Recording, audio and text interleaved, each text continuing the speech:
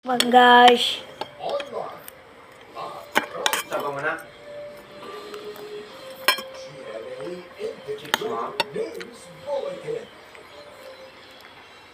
Let's see what is Vegeta. Sabi mo. 2 milyon ang wala Na. Hmm. Titaban na. Power to date Naman. nasa 22.4%. Ako yun nila.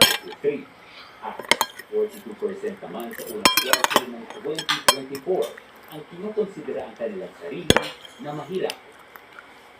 Pero mas lalala pa ang mga ito dahil magkakaroon din ng new poor o bagong kategorya para sa mga individual at komunidad na kamakailan lamang ay nakaranas ng kahirapan. Ang dahilan, climate change.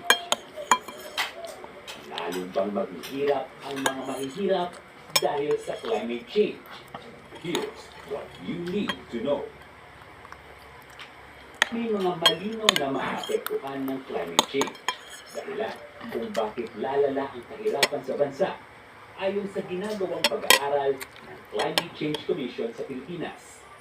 Ang una, food security.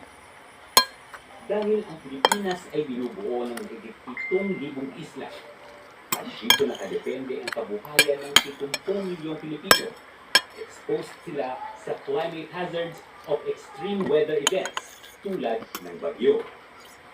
Agrikultura rin o pagsasaka at pangingisda ang pinagmumulan ng 8.6% ng kita ng Pilipinas. Dahil sa pagbabago ng klima, 1 milyong hektarya ng grassland ang posibleng maapektuhan.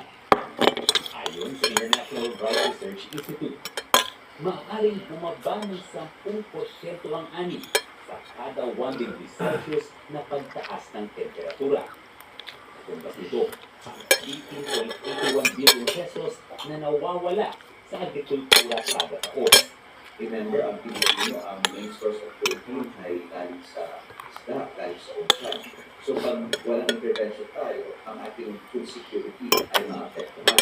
It's estimated that by 20 to 30, if we don't do anything, if we don't intervene, don't have a plan, ang magiging impact nito ay 7.6% ng ating GDP by 2030. O halagang around 1.4 trillion pesos ng GDP ang maaaring mawala. So, when it comes to the economic sector, malaki ang potential ng mawawala sa Siya, Secretary Robert Jorge, Vice Chairperson at Executive Director ng Climate Change Commission. Ang nagpapaayos, nagbabantay at nagsusuri ng mga programa at plano ng pamahalaan kaugnay sa climate change.